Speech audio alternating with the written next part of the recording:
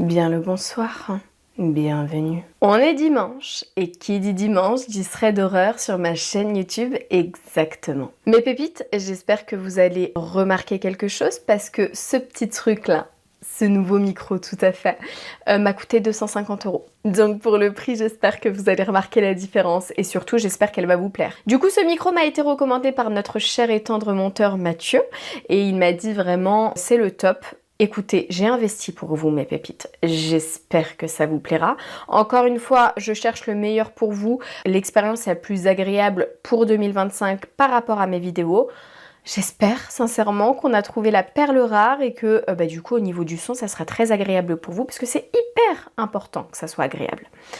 Je sais que beaucoup trouvaient le son déjà bien, même sans micro, mais j'espère quand même que là, avec un micro aussi cher, le son est meilleur. Comme d'habitude, je vous ai sélectionné 3 histoires que vous m'avez gentiment envoyées sur mon adresse mail qui s'affiche juste ici, cam.témoignage@gmail.com. Petite précision pour la dernière histoire avant qu'on commence, j'ai juste demandé à ChatGPT de me réécrire correctement l'histoire parce qu'elle était écrite de façon pas très agréable et j'ai bien demandé à ChatGPT de ne pas me modifier l'histoire. Mais l'histoire est vraiment bien, je trouve que ça en vaut la peine. Du coup voilà, c'était une petite précision pour vous, j'espère que vous êtes prêtes mes petites pépites et c'est parti pour la première histoire. Tu viens dormir à la maison? Père Castor, raconte-nous une histoire. Coucou Cam, je m'appelle Lina, tu peux dire mon prénom. Et ce que je vais te raconter me hante encore aujourd'hui. J'avais 12 ans quand c'est arrivé et même si ça fait des années, je n'ai jamais trouvé d'explication logique à ce que j'ai vécu. À l'époque, mes parents avaient dû déménager à la campagne pour leur travail. On s'est retrouvés dans un petit appartement dans un village où tout le monde se connaissait. Juste en face, il y avait cette maison. Elle me fascinait, mais me faisait peur à la fois. Une façade immense, couverte de lierre, les volets toujours à moitié fermés, les pierres noircies par le temps, elle semblait hors du temps, comme si elle appartenait à un autre siècle. La famille qui y vivait était pourtant très accueillante. 4 enfants, 3 filles et 1 garçon. Je suis rapidement devenue amie avec l'une des filles, qui avait presque mon âge. Je passais beaucoup de temps avec elle, mais je n'avais jamais dormi chez eux. Jusqu'à ce week-end-là. Elle m'avait invitée à dîner et à dormir chez eux. Au début, j'étais excitée, comme toutes les gamines de 12 ans quand elles dorment chez une copine. Mais en approchant de la maison, à la nuit tombée, mon excitation s'est transformée en un réel malaise. À l'intérieur, tout me paraissait encore plus oppressant. Même avec toutes les lampes allumées, les couloirs semblaient engloutis par l'ombre. Le parquet grinçait sous chaque pas. L'air était lourd, presque étouffant, et une odeur flottait. Un mélange de cire, de poussière et d'humidité. Le dîner a commencé normalement. La conversation était banale, jusqu'à ce que la mère change de ton. Une voix calme, presque trop calme. Elle s'est mise à parler de ses expériences paranormales. Moi, je l'écoutais avec une curiosité mêlée d'angoisse. Et puis soudain, elle s'est arrêtée, m'a fixé dans les yeux et m'a dit « Tu vois cet escalier ?» Une nuit, alors que j'étais en bas des marches, j'ai levé la tête. Et là, j'ai vu le diable. Cam, tu imagines l'effet que ça peut faire sur une gamine de 12 ans ? Je suis restée pétrifiée, incapable de répondre. Et le pire, c'est que personne autour de la table n'a réagi. Comme si ce qu'elle venait de dire était parfaitement normal. La conversation a continué, comme si de rien n'était. J'avais envie de rentrer chez moi, mais je pouvais pas. Alors, j'ai gardé le silence. Plus tard, elle m'a montré sa chambre. Elle était immense. Un lit massif en bois noir, des poupées alignées sur les étagères, les yeux de verre brillants dans la pénombre. Les murs étaient recouverts de tapisseries sombres et partout des crucifix. J'ai fini par remarquer que toute la maison en était remplie, au-dessus de chaque porte, de chaque lit, sur les meubles, comme si on voulait à tout prix tenir quelque chose à distance. Mais ce qui m'a le plus troublée, c'était les miroirs. Ils étaient partout, de toutes les tailles, de toutes les formes, dans les chambres, les couloirs, le salon. J'en ai compté plus d'une 20aine. Et dans cette maison, la nuit, il semblait presque vivant, comme si chacun avait une présence qui lui appartenait. Alors qu'on discutait, on avait fermé la porte de sa chambre. Quelques minutes plus tard, son père est entré. Il s'est assis Il s'est arrêté sur le seuil, son regard dur fixé sur nous. Puis d'une voix froide, il m'a dit « Ici, on ne ferme jamais les portes. » Compris ? J'ai hoché la tête, glacée de peur. Quand il est sorti, j'ai demandé à ma copine « Mais pourquoi ?» Elle m'a répondu encore plus froidement « C'est la règle. » Je n'ai pas insisté. Mais à ce moment-là, j'ai su que je ne dormirais pas cette nuit-là. Quand on s'est couché, mon lit faisait face au couloir. Un couloir interminable, sombre, qui menait aux escaliers du dernier étage. Et juste en face de moi, un immense miroir, surmonté d'un crucifix, plus imposant que ceux que j'avais pu voir dans cette maison. Je pouvais me voir, allongée, et ce couloir qui semblait sans fin. J'étais incapable de fermer les yeux. J'avais l'impression que si je tournais le dos, quelque chose surgirait dans mon dos.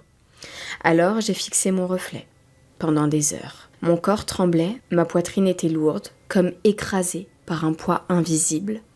Et puis, à certains moments, je jure que j'ai vu des ombres, fugaces, qui passaient dans mon champ de vision. Parfois derrière moi, parfois dans le miroir. Je me répétais que j'étais fatiguée, que je devais halluciner. Mais la peur me paralysait. Je suis de confession musulmane et je pense qu'à cet instant, j'ai récité toutes les sourates que je connaissais. Les heures passaient. Dans la maison, tout était silencieux. J'avais l'impression d'entendre parfois le parquet craquer, lentement, comme si quelqu'un avançait, pas à pas, dans le couloir. Chaque bruit me glaçait. Chaque seconde semblait durer une éternité. Je ne me suis pas endormie une seule seconde. J'ai attendu, figée, le regard rivé sur ce miroir. Mes yeux brûlaient, mais je n'osais pas les fermer. J'avais cette certitude atroce. Si je détournais les yeux, je verrais quelqu'un ou quelque chose, juste derrière moi. Quand enfin la lumière du jour a percé les rideaux, j'ai senti mon corps se relâcher. Je me suis habillée discrètement, je n'ai rien dit à personne. Je suis rentrée chez moi, le cœur battant, jusqu'à ce que la porte de mon appartement se referme derrière moi. Cam, ce soir-là, reste l'expérience la plus terrifiante de ma vie. Encore aujourd'hui, je n'ai aucune explication. Était-ce seulement l'imagination d'une enfant de 12 ans ou bien une véritable manifestation ? PS, il faut savoir que quelque temps après cet épisode, mes parents et les voisins se sont violemment disputés et je n'ai jamais su la raison. Les ponts ont été coupés, leurs enfants ont fait comme si on ne s'était jamais connus et nous avons déménagé quelques mois plus tard. Merci ma pépite pour ton histoire. Bon, on va pas se mentir, il s'est pas passé des trucs de fou non plus dans ton histoire. Par contre, la seule chose qui est un peu flippant, c'est les crucifix partout dans la maison, la vingtaine de miroirs, les agissements trop bizarres des parents qui te disent « on ne ferme jamais les portes ici », la mère qui raconte, normal à une gosse de 12 ans, la pote de sa fille « ouais, j'ai vu le diable ». Et elle te le dit, mais normal. Et personne n'est choqué ici. Non, ça m'a beaucoup plus fait peur que les ombres que t'as dû apercevoir dans ton champ de vision la nuit. Je te le dis. Non, il se passe premier degré des trucs trop bizarres. Et d'ailleurs, heureusement que tu aies écouté un mal pour un bien. Et tu sais, les parents, ils savent beaucoup plus de choses que les enfants. Et en fait, s'ils vous le disent pas sur le moment, surtout pour vous protéger. Donc, je suis très contente d'apprendre que tu ne connais plus, enfin, tu n'as plus de contact avec eux parce que très chelou la famille. Très bizarre. N'hésitez pas à me dire ce que vous en avez pensé en commentaire, mes pépites, et je vous propose qu'on passe tout de suite à la deuxième histoire. La belle-mère de ma sœur, cette sorcière. Père Castor, raconte-nous une histoire.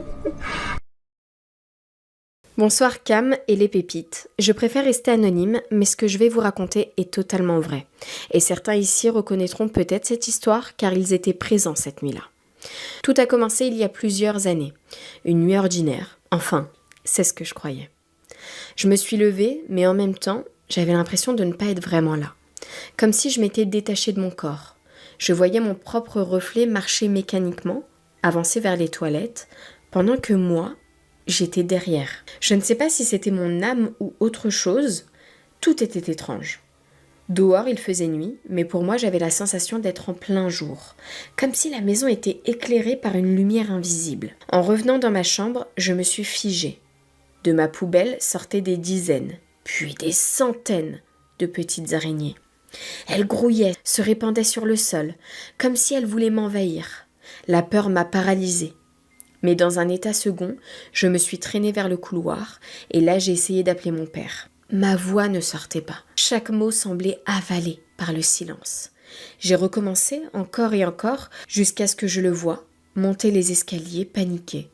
Et pourtant, quand il me parlait, sa voix résonnait comme si elle venait d'un autre monde, lointaine, déformée. Puis, plus rien, le trou noir. À partir de là, je n'ai plus aucun souvenir. Ce que je sais et que je m'apprête à vous raconter, je l'ai appris de mes sœurs et de mon père. Le matin, ils m'ont aidé à descendre. Ils disaient que je n'étais plus moi-même. Quand ma sœur a essayé de m'habiller avec un pan, je le rejetais sans cesse, persuadée qu'il était couvert de bestioles invisibles. Il n'y avait rien, mais moi je voyais autre chose. Mon père, affolé, appelle un imam. Sur la route, il disait que je me comportais comme un enfant, agité, incapable de rester en place. Arrivé devant l'imam, il a posé sa main sur ma tête et a commencé à réciter des versets. Mais je le repoussais sans cesse. Comme si une force à l'intérieur de moi refusait qu'il me touche. Je voyais mes parents pleurer, mais je n'avais aucun contrôle. De retour à la maison, ils m'ont placée au centre de la cuisine. Autour de moi, des citrons, des œufs, des aiguilles. C'était un rituel pour briser un sort. À chaque verset, je piquais un citron.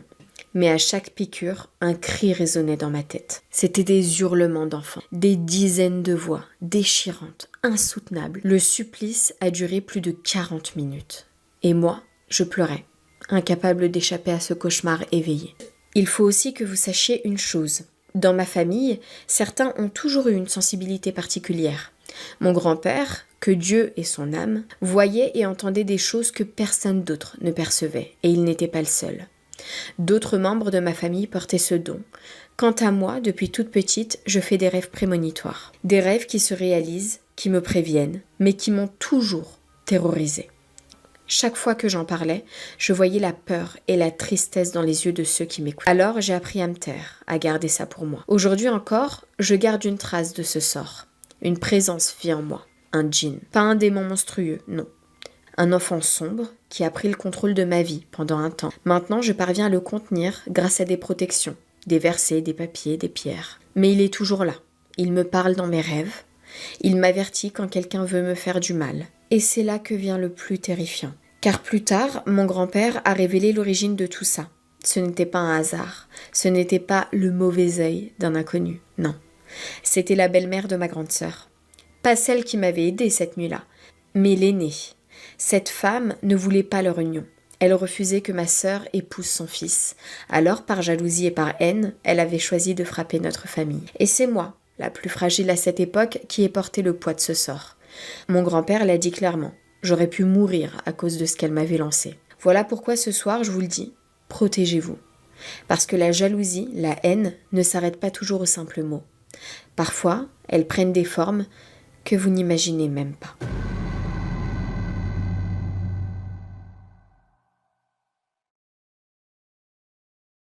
Ok. Bon, comme ça nous met dans l'ambiance. Hein. C'est ça qui est terrible. C'est que ce que tu dis est totalement vrai et que ça fait flipper. Parce qu'il y a des gens très très malveillants sur cette terre. Et pour eux, peut-être que la sorcellerie, c'est pas un truc de fou. Et que de toute façon, un jour, ils se repenteront. Ou même, il y a d'autres personnes qui sont plutôt du côté des forces occultes et pas du côté de Dieu. Donc du coup, elles n'ont même pas peur du châtiment de Dieu. Du coup, elles font ces choses-là. Mais normal, pour un oui ou pour un non. Pour un regard déplacé. Protégez-vous, ça c'est vrai, la pépite a raison. Protégeons-nous. Voilà. Du coup là, la pépite vit avec un djinn jusqu'à la fin de sa vie. Peut-être ou peut-être pas. En tout cas, Dieu merci, il ne peut plus prendre le contrôle comme il a pris le contrôle sur toi. Ouais, t'as fait un exorcisme, quoi. Ta famille a fait faire un exorcisme sur toi. Et tu t'en souviens pas, mais eux, par contre, je pense que ça les a bien traumatisés. Merci infiniment, ma pépite, pour ton histoire. Et encore une fois, cette histoire nous rappelle que les gens autour de nous, autour de vous, ne sont pas toujours bienveillants. Donc, on se protège un maximum. Que Dieu nous préserve de ces gens-là. Et sur ce, mes pépites, je vous propose qu'on passe tout de suite à la 3e et dernière histoire. La nuit du 21 septembre 1996. Père Castor, raconte-nous une histoire. Bonsoir à tous. Je vais vous partager une expérience qui m'a marquée à vie. Ce n'est pas facile à raconter, mais ma femme m'a poussée à le faire. Donc me voici. J'ai 48 ans, mais les faits se sont déroulés quand j'en avais 19, en Alsace, près de Mulhouse. À l'époque, j'étais un jeune homme sûr de lui, populaire, et pour être honnête, pas vraiment sympathique. Je cherchais souvent les ennuis, et je pense que c'était ma façon de me rebeller après la mort de mon père, Allah yarhamou. Bref, c'était une période sombre de ma jeunesse. Le 21 septembre 1996, j'ai été invitée à l'anniversaire d'une connaissance. Elle fêtait ses 18 ans et avait loué un chalet dans la vallée de Crus, dans les Vosges, en pleine nature à environ 45 minutes de Mulhouse. Nous étions une quinzaine de jeunes. Le chalet était grand, mais il y avait aussi un petit cabanon aménagé situé une cinquantaine de mètres plus loin. Et c'est là que tout s'est joué. J'ai eu du mal à trouver le lieu et je suis arrivée en dernier. Comme d'habitude, les filles étaient contentes de me voir, mais les garçons, eux, beaucoup moins. Fidèle à ma réputation, j'ai semé le désordre et déclenché quelques tensions. Vers la fin de la soirée, pour calmer l'ambiance, on m'a demandé d'aller dormir dans le petit cabanon. J'y suis allée, j'avais bu, mais je n'étais pas ivre. L'endroit était simple, un lit 2 places, bien en face d'une grande fenêtre. La porte était du côté de la tête de lit. Le ciel était clair et la lune baignait la pièce d'une lumière pâle. J'ai fini par m'allonger, prêt à m'endormir. C'est alors que j'ai entendu des pas lourds, derrière le mur, juste là où se trouvait mon lit. Je me suis dit que c'était sûrement l'une des filles qui venait me rejoindre. J'ai décidé de faire semblant de dormir, surtout que la porte n'était pas verrouillée. Les pas se sont rapprochés et se sont arrêtés devant la fenêtre. J'ai entendu une main se poser sur la vitre.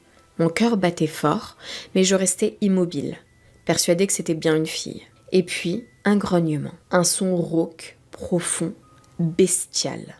Rien d'humain. J'ai ouvert les yeux, et là je me souviens encore de la vision, comme si c'était hier. Devant la fenêtre se tenait une silhouette immense. Courbée à cause de sa taille, je distinguais nettement ses yeux rouges qui brillaient dans la nuit. Une de ses mains, disproportionnée, était posée sur la vitre. Tout mon corps s'est figé. Mon cerveau refusait de comprendre ce que je voyais. Quelques secondes seulement ont passé, mais elles m'ont semblé durer une éternité. Puis, l'instinct a repris le dessus. J'ai bondi du lit et je me suis enfuie en hurlant vers le chalet. J'étais tellement terrifiée que je me suis pissée dessus en courant. Je tremblais de tout mon corps. Je suis même tombée avant d'atteindre la porte. La peur m'a paralysée. Quand je suis arrivée, 2 personnes encore éveillées m'ont ouvert en urgence. Ils ont vu mon état de choc, compris que je n'étais pas en train de jouer la comédie. J'ai hurlé de barricader le chalet. Tout le monde est descendu, mais bien sûr, certains ont voulu vérifier, ils sont sortis, mais il n'y avait plus rien. Pas une trace de ce que j'avais vu. Évidemment, beaucoup ont cru que j'avais inventé cette histoire pour dormir dans le chalet principal. Mais non. Ce que j'ai vu m'a traumatisée. Avec le temps, j'ai découvert des récits qui parlaient du Dogman. À l'époque, je n'étais pas du tout spirituelle, mais je connaissais rien à ça. Mais aujourd'hui, je suis convaincue que c'est ce que j'ai rencontré cette nuit-là. Près de 30 ans ont passé et je n'ai plus jamais remis les pieds en pleine nature. Je vis désormais en plein Paris, incapable de retrouver cette insouciance. Cette rencontre m'a marquée à jamais. Je vais juste regarder à quoi ressemble le Dogman, parce que je ne sais pas vous, mais moi je n'en ai jamais entendu parler. Ah oui, d'accord. Donc c'est une sorte de loup-garou, quoi. D'accord. Écoute, moi ton histoire elle m'a touchée, déjà parce que t'as 44 ans, et pour le coup, je ne pense pas qu'une personne de 44 ans nous raconterait des bêtises, ou du moins s'amuserait à nous raconter n'importe quoi. Et que surtout ta femme t'a poussé à nous raconter cette histoire, donc ça veut dire que tu l'as racontée à ta femme, tu l'as racontée aussi à d'autres gens de ta famille. T'as rien à gagner à mentir. Donc je crois à 100% à tes dires. Et de là, te dire que vraiment ce que t'as vu, ça donne pas envie d'aller dormir en forêt. Sachant que là, en coupant ce serait d'horreur, je vais aller me promener en forêt parce que je fais ma marche tous les jours. Franchement, tu m'étonnes. Tu t'es fait pipi dessus, je le comprends totalement. Vraiment. Non mais c'est terrifiant. Là, ce que tu nous décris, c'est une créature sortie tout droit des enfers. Après, pourquoi ça t'est arrivé ? Tu dormais en pleine forêt dans un lieu qui, je pense, est inhabité d'habitude. Donc voilà, pas mal de choses qui s'y passent. Peut-être qu'il y a même des gens qui ont fait des Ouija dans ce lieu-là et tu n'es peut-être pas au courant. Près de 30 ans plus tard, tu n'es jamais reparti en pleine forêt. Tellement t'as été traumatisé par ce que t'as vu. Et on peut juste s'imaginer, avec ce que tu nous dis là, la peur et la chose surtout que tu as dû voir et qui fait que tu ne retourneras plus jamais en forêt comme ça, sûrement dormir ou même te promener. Après, c'est bien de se promener en forêt, ça regorge les énergies. Mais pas la nuit, je le conçois. Merci infiniment, ma pépite, d'avoir écouté ta femme et de nous avoir écrit cette histoire que je trouve extrêmement intéressante. Sur ce, mes pépites, j'espère que vous aussi, ce serait d'horreur vous a plu. Encore une fois, vous avez un petit peu de travail, écrivez-moi en commentaire si le son est bon, si c'est agréable pour vous. C'est la première fois que j'utilise ce micro, du coup, je ne sais pas ce que ça va rendre. J'espère infiniment que ça va être agréable. Sur ce, prenez soin de vous et je vous dis à la semaine prochaine pour une nouvelle vidéo. En attendant, ne regarde pas derrière toi. Finger on the rosy. God, my character's such a stupid noob! What's the cube? The Herodric Cube, an alchemical device created by Zoltan Kuhl. It is a thing of imbuing, combining, remaking. There are precious few of them left. Most were lost. The last few decades. I'm not gonna cry because of the fucking cube! That's so stupid! God damn it! Guys, the cube was the best thing. I had my inventory full of charms, and then I could only put items that I found from killing monsters inside the cube.